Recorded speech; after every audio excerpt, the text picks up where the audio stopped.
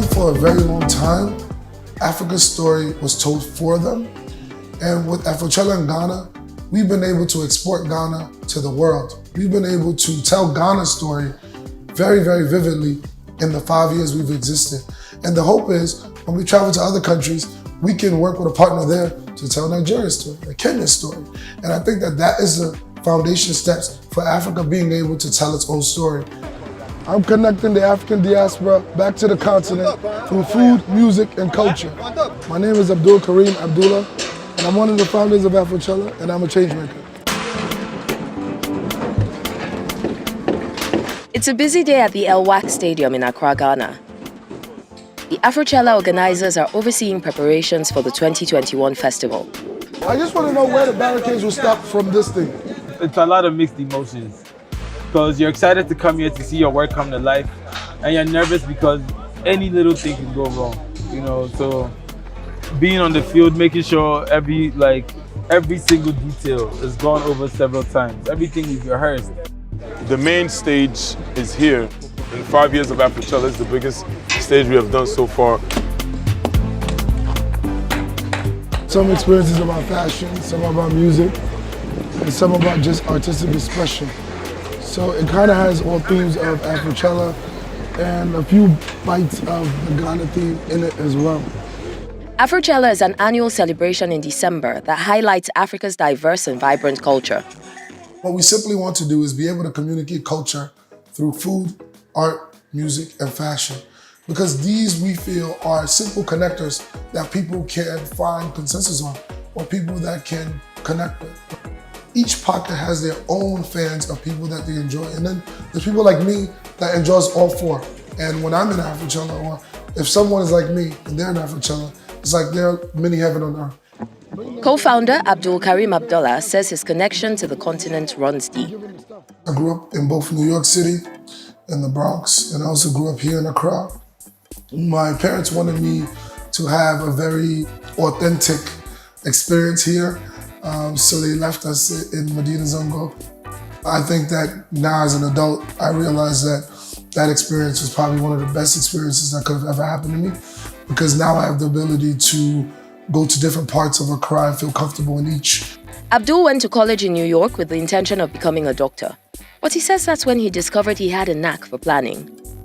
I want to say it was my freshman year of college. The first group that I was ever a part of was a group called Real Rich. And we used to throw parties in New York City.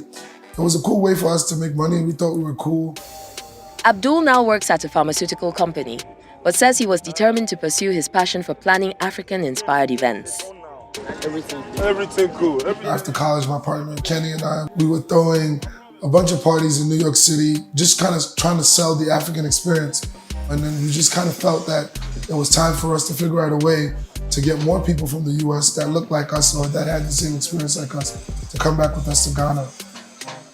And then in Ghana, we had another partner, his name was Edward, and he was known for the events that he threw. The three of us came together and we put this event together, and we just happened to hit it on the nail. And ever since, people have been coming back. In 2017, we had about 4,700 people come to Afr Gh. In 2018, we had a little over 12,500 people attend Afr Gh. And then in 2019, we had upwards of 16,500 people come. So it always increased. That was until the continent was swept by COVID and put their plans on hold. But with determination and grit, the team was able to adapt. Welcome to Ghana. In 2020, because of the pandemic, we scaled down. We had a free block party. And in 2021, we're scaling down to about 7,000 people just to kind of accommodate COVID. Abdul says he's motivated by the stories he hears from attendees. Whether it's emails or testimonials of people telling us how we gave them their first opportunity to come to Africa, to see themselves in a place where they can feel very comfortable, where they see themselves on billboards, where they never have to think about anything in the world. They don't have to think about race, they don't have to think about anything. And I think that there's a joy in that, right? Being able to provide that to our people, to me, was very, very beautiful. And that is what I live on. This year, the festival's theme is Made in Africa. And what we want people to understand is that There are some amazing things being made in Africa. There are amazing people made in Africa that are doing amazing things, and we want to be able to showcase that with our festival this year. Africa is open for business. This is an opportunity for people around the world to take notice because our festival is showing you what is possible here in Ghana.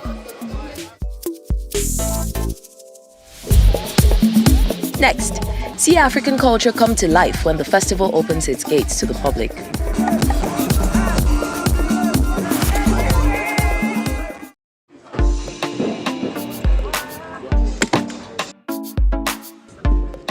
Abdul Karim Abdullah knows what it takes to plan a successful festival.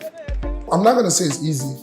It's very stressful, but it's this thing called grit that we all have in my team. It's all about project management, right? So putting in plans to be able to execute those plans also makes it even realer. Today is the day Afr Gh 2021 becomes a reality. We were there in December as the co-founder went through his final checklist. Right now we're in the backstage area where all of our amazing artists will be. You know, we have a lot of tents for them. We're still setting up, but it's all coming together and we're very happy and excited to be here. We made it, 2021. What's up? Within hours, the experiential festival comes to life.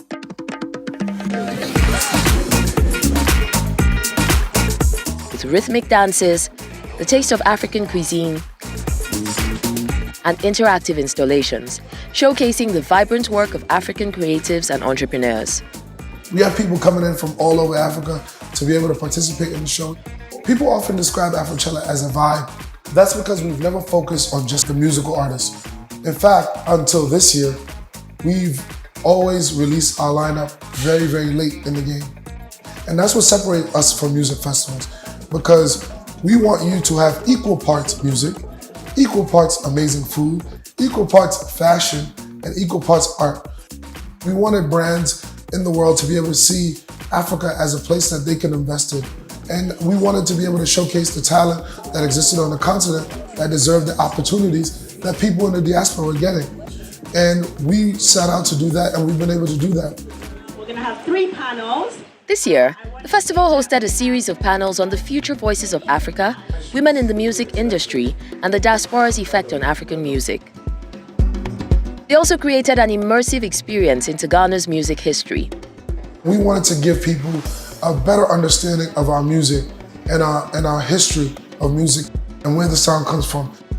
And we thought that this museum was one of the ways we could do that and give people here a better understanding of Ghana music, of the sounds, of the people that championed and pioneered us. Fans were able to celebrate African music with performances by Wizkid, Stonebwoy, and Ira Star. Afr Gh was amazingly successful. We had a lot of amazing artists, amazing installations. While the 5th annual festival wraps up, the work is far from over. Abdul and his team have made it a priority to give back to the local community. Today we're here to give back, which is a part of the journey for every year that we do the festival. The Afr Gh Feeds and Afr Gh Reads initiatives give organizers, attendees, and volunteers the opportunity to help underserved communities firsthand. Afr Gh Feeds is an initiative where we look forward to just collecting, packing up the food and the meals, and going to the communities. Today we'll be going to 2 stops, Nima and Jamestown. This project is important to us because, as you know, we invite people to come home here to Ghana and enjoy the Afr Gh experience, but it's important for us to allow them to see the more vulnerable side of the country and the less fortunate, and things that they can do to kind of impact the lives for the greater good. Organizers say some 600 meals were delivered today. Between these programs and the festival, Abdul is confident they're helping position Ghana and the rest of the continent for future success. I feel like Ghana is a great entry point into Africa.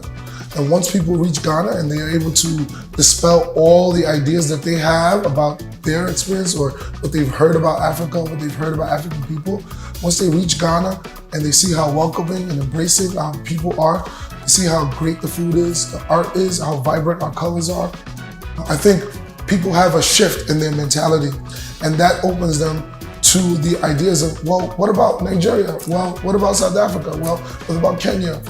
And I think that that's what we've been able to do for people over these past couple of years. I would love for our business to become to get to its next level. Right now, we're a festival. We have a museum. We're building a production company. Our hope is to be able to take the Afro Gh experience to people in different African countries. I encourage all companies that are looking at Africa that is empty on their map, on their footprint, to encourage themselves to figure out a way to get into that footprint, figure out a way to support people here, because the people here are ready to work. The people here just need more infrastructure and more support.